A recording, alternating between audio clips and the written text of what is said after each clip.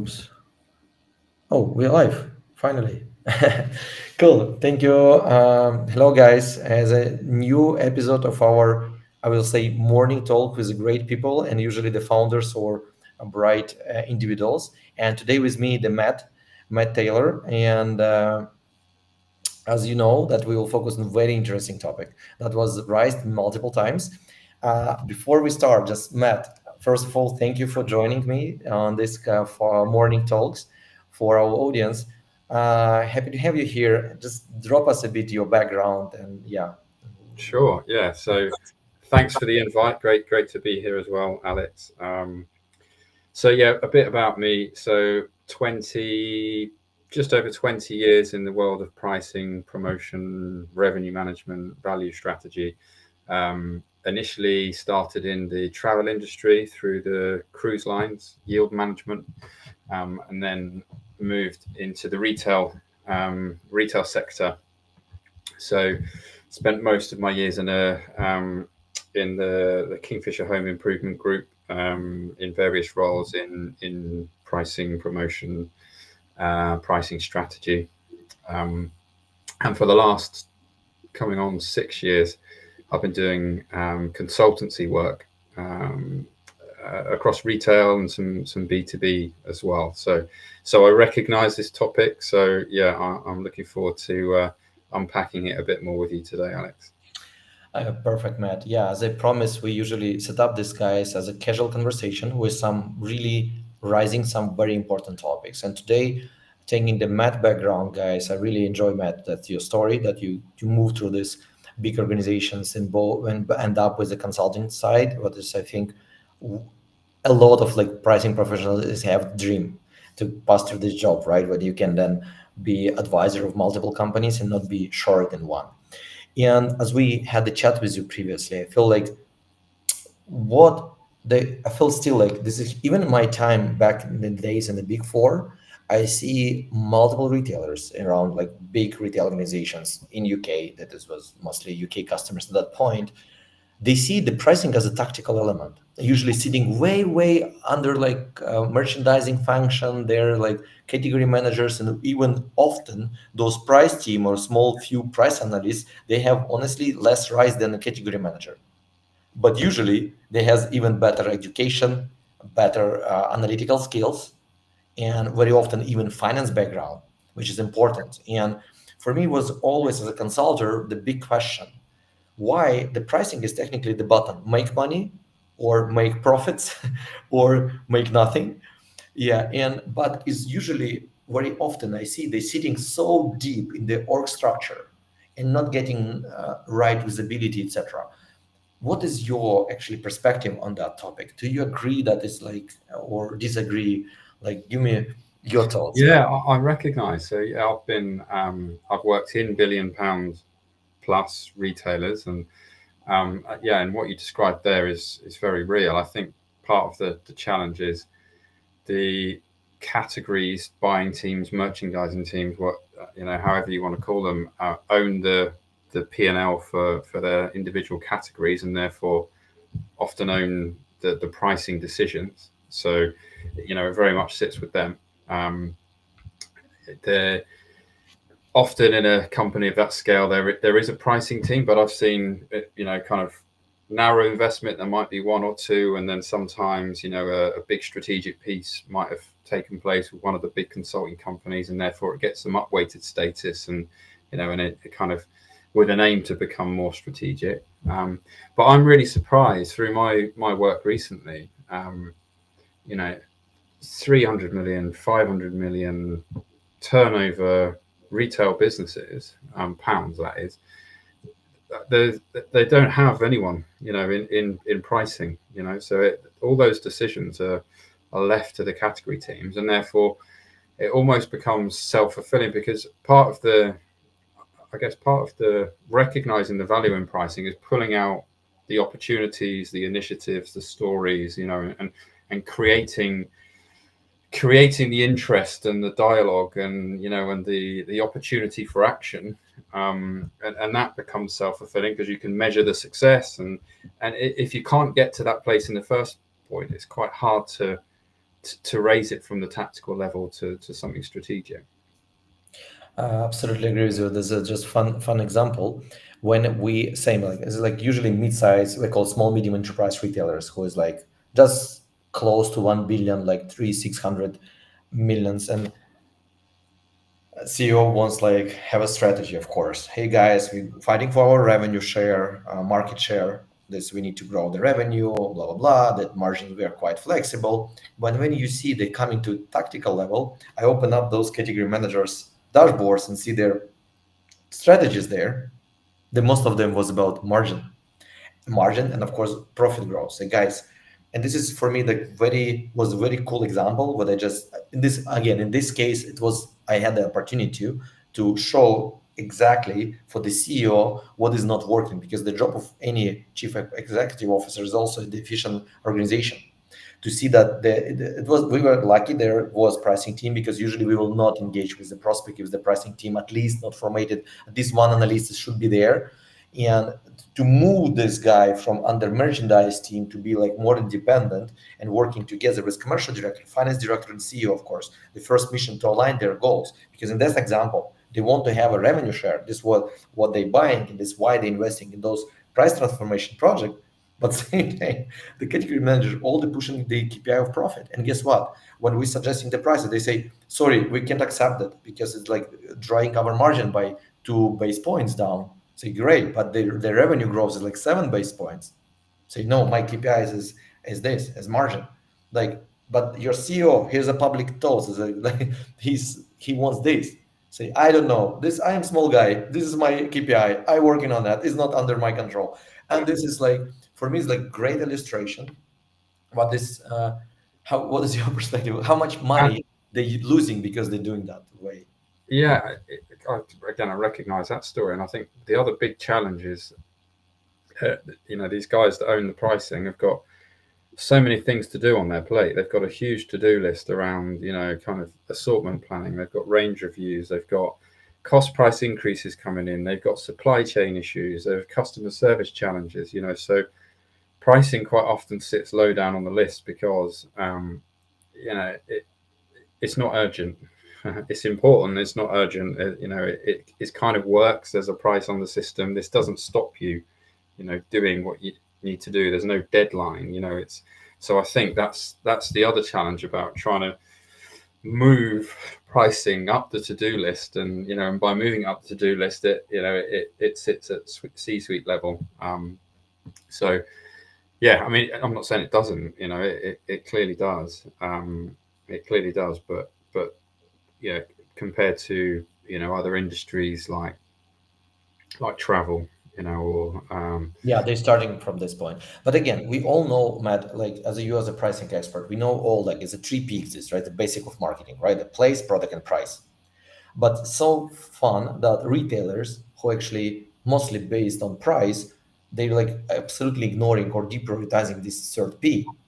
And the best strategy, as I remember, we off the mic we spoke about the company. We can probably right now speak this publicly. This company Vehicle is like very famous retailer in UK, right? They I don't know like all, even my employees who like based in Ukraine, they're buying the stuff from bicycles from them. And when they came to me and I saw their results of their pricing strategy, what they use technically copying Amazon all the time, there was operational margin less than 1%. And they say, Alex, what we should do? I say, you want my honest opinion? I say, yes. They say, run from this business. You don't need it. Computer will even don't help you, because this is how this can happen. Guys, you have a very great brand. A lot of people know you, but how bad you on the pricing. And yeah, this was the least of the bad decisions on the business and the under prioritization of pricing. They right now bankrupt. It was other copying, but it was solved because they was already in that situation. They were just copying of the strategy of other guys. Was very, you're right. The people was busy with. I will say my perspective, if we can retrospectively, what we can done differently, especially for that guys. First of all, as you mentioned, category managers are great guys to be negotiating the best deal for best price, buying price, right? And taking like moving item into the assortment and actually delisting those items when they start cannibalizing all the stuff, etc. This is their main job. It is main thing why they was hired. That pricing should be done by someone who can do this first of all cross the silos, cross the category, see on the portfolio, focus on average basket growth, on LTV, all this stuff. Category managers that physically can't. They're competing inside the same category sometimes, because again, when we as a user with you coming to Wiggle, I have money to spend on my bicycle, right? I have like $500 what I want to spend this month, and I will select which category I will spend with, right? And this is, what is your advice from this years what you spent? And I know Screwfix is also big business, a very challenging business. We discussed this before. What you think like C-level start thinking or should start doing right now to not end up a situation as like Wiggle end up? Like, Mm.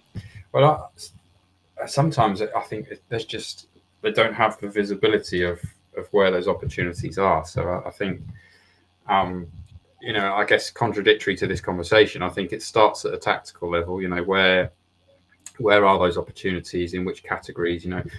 How does this link with our overall brand strategy? If we've got we want to grow own brands, then pricing is a big input to that. How can pricing support our brand strategies?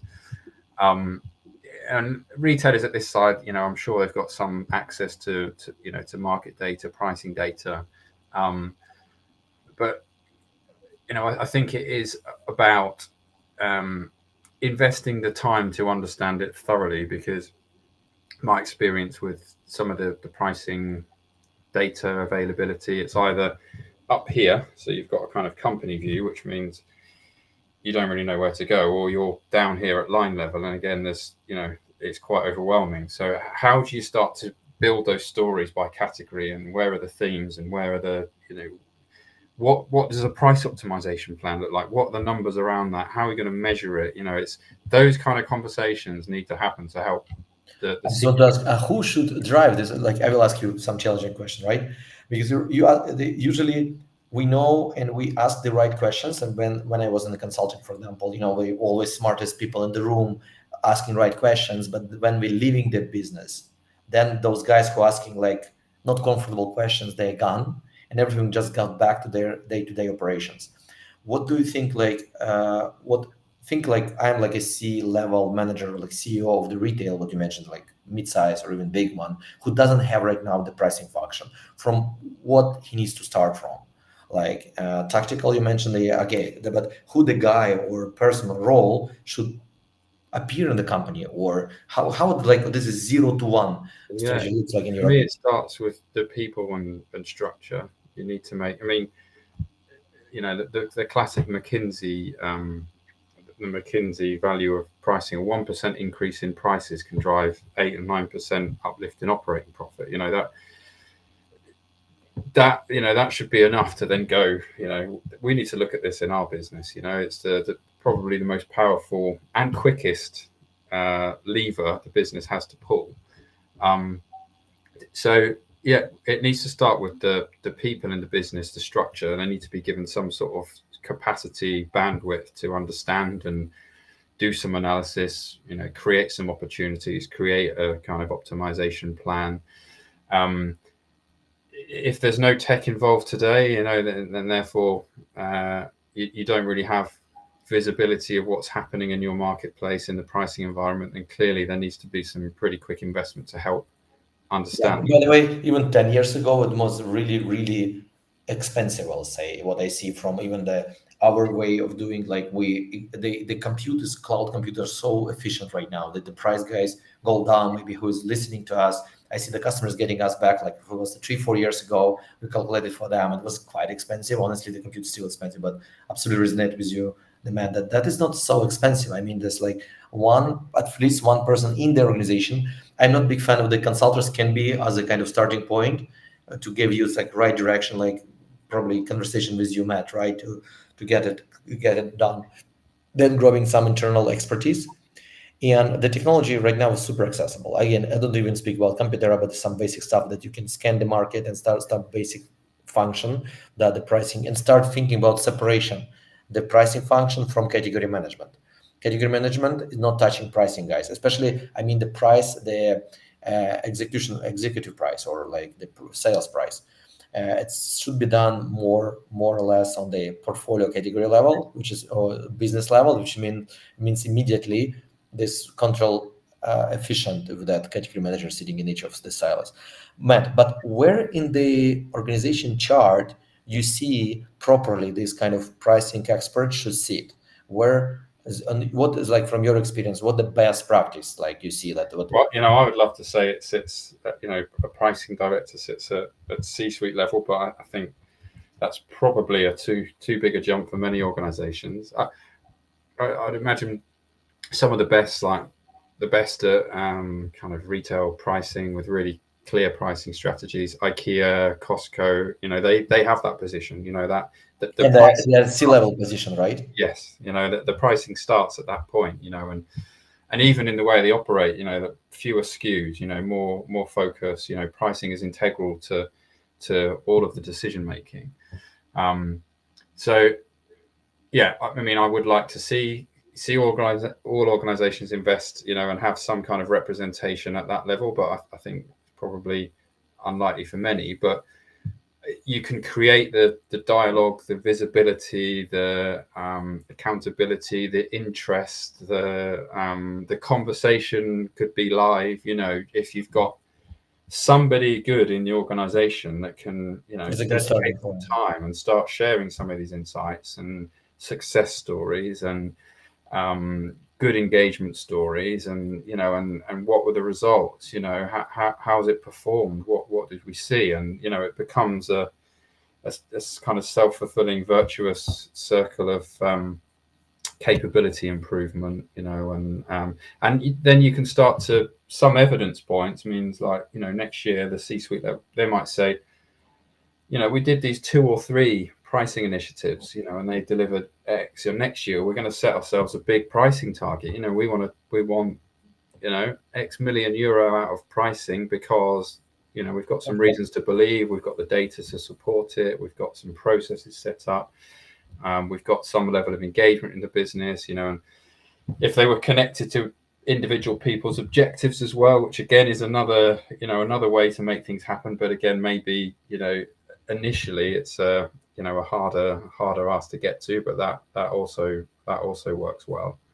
Perfect, perfect. Yeah, we're running out of time. We try to keep like 15 minutes, some like a coffee break thoughts. And guys, the Matt just shared it, like, just as a summary, as like like, I have to summarize the movement in any direction that you move to make your price organization more independent and sustainable, and do not have like a fake function, what is actually, as Matt mentioned, like, is never done. By the way, it's also resonate, we have cool customers at 30 managers. Can you imagine, they have only one the future offline retail chain of 600 million, 300 stores, and they like, we coming every Thursday is a repricing day. It's like 12 from 30 categories was just repriced. Most of them say, just not now, I have no time. It means that their price will stay another week as it is, because the guy just don't have a time to do it. Yeah, and guys, what I the have one more thing as well. My other piece of advice would be, don't be scared. Just start really simple. Start with some simple things. Don't try and take the whole. Don't try and solve everything. Start with some simple use cases, some simple stories, and build from there. Build capability. yeah, just another story, guys, from practical story. I know I can't mention the name, but that was the pricing manager who became right now global CIO of one of the very well-known brand, but probably we all wearing their kind of clothes, or at least have some accessories from them. And he started right now his SVP of technology, the whole group. There's one of the richest families in the world, but he started as a pricing manager in the store, because he said, in the one country for one retail chain what they own, and he said, for me, I say, how you, this is so amazing story to become like CIO from chief pricing officer. Why? Because to be able, he said, Alex, I know that story what you mentioned, like, I know that we can change the price for like bottle of water for 0.5 cents, 50 cents, and we will make all our margin targets for a year. But from his word to heart, where and how we can move it. And he started building the whole infrastructure, IT infrastructure, to be able to activate those kind of pricing. And he rebuilt all the stuff, and he became a CIO because he was so kind of bright to be able to move the business right direction. He needs to touch the IT, etc., to make it run. And yeah, I think is a good opportunity for everyone who listening to us, the guys who right now working in pricing, or you guys are price analysts in a retail organization. You need to start small, get some wins, and go up to the, of course, the best place is still is the C-level position. Matt absolutely resonated with me that because you need, your main role of the C-level price manager is actually align the goals between finance director, commercial director, and CEO. Unfortunately, sometimes this is all about balanced growth. But again, my personal mission, I feel like retailers globally is the biggest taxpayers in the world, right? They employ most of the people. They pay a lot of taxes, and it's really sad to see how bad they are on operational margin, how bad this and the pricing game and writing this game in proper way, this also will be contributing to that. Matt, thank you so much. Yeah, and guys, you can find the Matt. We will share this video. We will see it. Like you can find the Matt LinkedIn profile, and Matt is open to help you with these starting points and rethink and rebuild your organization and in the right direction. Matt, thank you again for Thanks, Matt. joining. And